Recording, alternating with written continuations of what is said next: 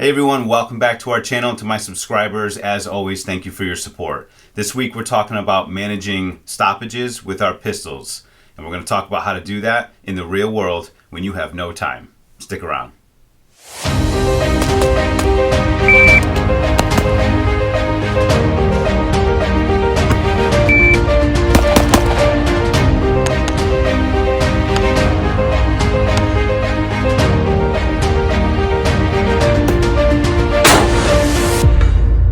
Be ready, train smart. Alright, hey guys, welcome back to the channel. It's Friday. We got another Friday training video for you, and this week we're going to be using our pistols and talking about stoppages. Alright, stoppages are an important thing to learn. They're an important thing to practice, but I want to say that I find myself, especially with the newer, over the last 5 years or so, the newer guns out there, I don't really find myself having any stoppages unless I create one for training. Not to say that it's never going to happen to you guys. I just want to say that spend time on it, but don't spend a lot of time training on it. I want you to be able to at least recognize and know what to do if you got into some kind of situation and you had a stoppage. All right. If you guys are buying decent ammo, and you have a decent firearm, which pretty much any of them are these days, then you probably, knock on wood here, right guys, you probably won't have any stoppages unless you're going to create one for training. Okay, that's really the only time I've ever found myself having a stoppage. Nowadays, at least when I was 18 years ago beginning, I had stoppages often, but it was not because of the gun or the ammunition. It was because of me and the way that I was manipulating the gun. But if you guys are training with your fundamentals and you have decent ammunition, especially for the range, you probably won't find yourself having a lot of malfunctions or stoppages, but it's important to know. So we're going to talk about that this week real quick, and we're going to break it down into two types of stoppages. All right, guys, we're going to talk about in battery and out of battery stoppages. All right, if you guys aren't familiar with those terms, I'm going to go through them real quick right now. All right, guys, in battery basically means that your slide is completely forward. It's in its forward position all the way. Okay, this is in battery. All right, anything outside of that, in other words, lock back or anywhere in between lock back and slide fully forward, is called out of battery, okay? And you can break down all of your stoppages into those two categories. You're gonna have stoppages that are in battery and stoppages that are out of battery, all right? We're gonna break them down to those two categories, and I'm gonna show you guys how to mitigate those quickly and safely so that you can get back in the game if you had, by chance, stoppage while you were in the middle of a situation. All right, guys, let's get right into it. All right, guys, in battery stoppages, okay, those could be anything from a misfire to a hang fire or out of ammunition and you just didn't get locked back, right? So basically, anytime you have a in battery stoppage, what's basically going to happen is you're going to have that click when you pull the trigger. Okay, you are going to have a trigger, right? There will be that wall there, and you're going to go past that wall, and you're going to have that click. Okay, when nothing happens other than that click, then you can automatically know and understand that you have some kind of in battery stoppage. Okay, real simple here, guys. Real simple. In the real world, when you need to mitigate this quickly and efficiently, okay, you're just going to do two steps here. You're going to tap the bottom of the magazine to make sure that that's seated, basically. Okay, tap, and then you can come over the top real quick, and you're going to rack. Okay, and then come back up on target and do what you need to do. Right, that should do two things for you. Number one, make sure that your magazine is seated properly, which honestly, especially in subcompact pistols, majority of the time that is the problem. Okay, your magazine did not seat properly, so it didn't actually load around into the chamber. Okay, or if it's anything other than that, whether you have a misfire or a hang fire or whatever else may be going on there, number one, you're going to make sure that that magazine is seated, and then when you come over the top and rack that the slide, you're going to eject that whatever round that was in there, okay, load a new one in, and be able to come right back up on target.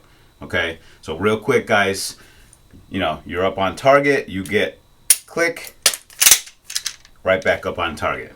All right, guys, I have an empty magazine in here, so I got lock back there, right? So it's that simple. I want you guys to, again, you don't have to spend a lot of time on that, but just have it in the back of your mind that if you get a click while you're in some kind of situation or during your training, it should immediately be tap, rack, back up on target, okay? There's not much else really to it, okay, for in battery.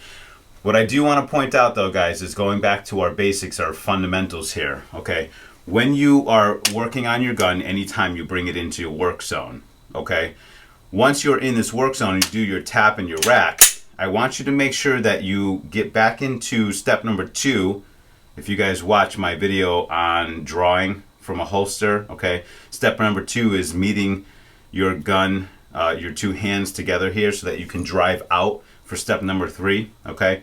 If you guys haven't seen that video and you don't know the steps I'm talking about, I'll leave a link right up here for you for that video, okay? But anyway, I want you guys to make sure that you are not skipping this step to drive back out on target, okay? Because if you do this and then you just drive out and you're trying to catch up, okay, you're gonna have a sloppy grip, which means you're gonna be missing, you're not gonna be on target, and you're gonna be all off there, okay? It's super important that once you do your drill here, you come back to step number 2 and drive out so that you have that proper grip, okay? And then you can continue on doing whatever you're doing, okay? That's in battery stoppages. All right, guys. The next class here we're going to talk about is anything out of battery. Okay, so you saw just a second ago there that when I did my tap and my rack, I actually got lock back here, right?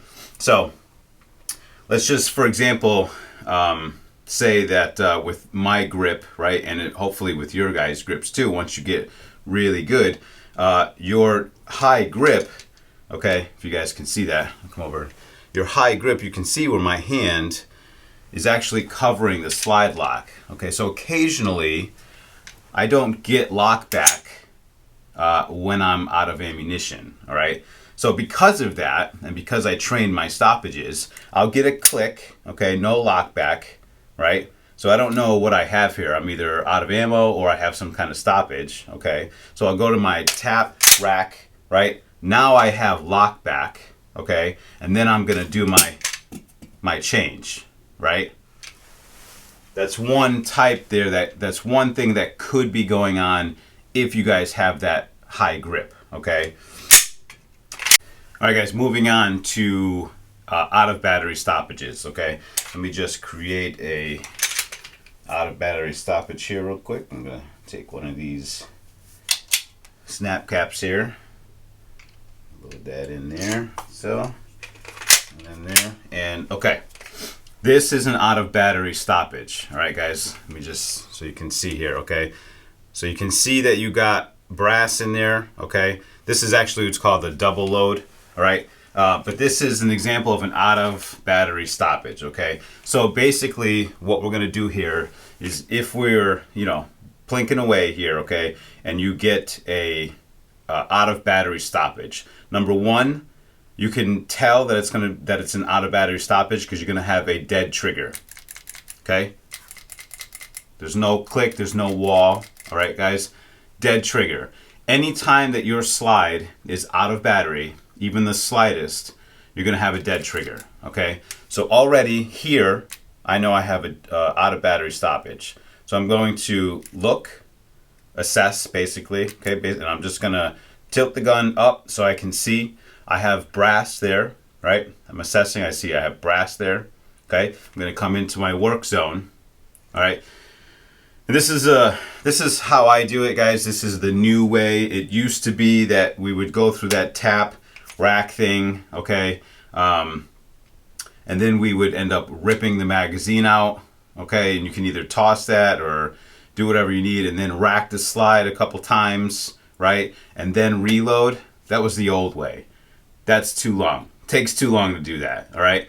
Honestly, the best way to mitigate an out of battery stoppage is with one motion basically. All right, so you're gonna have dead trigger, you're gonna assess, you see brass, you're gonna come in, you're gonna rip the magazine out. That's it. And then reload, back up. Okay, that's it, guys. It doesn't matter what kind of out of battery stoppage you have. You're just gonna rip the magazine out and then reload it and come back up. All right, your slide should go back into in battery position. All right, which means if you did have something in the chamber there, for example, this double load, right? I already had one in the chamber, and then the next one that was in the magazine was trying to load as well, right? It creates a double load. By pulling the magazine out, it's allowing the slide to come all the way forward in battery. Now you already have one in the chamber, right? You're just gonna reload and then come back up, and now you're good to go. Okay? If you wanted to add an extra step to that, okay? Let me just create this again here.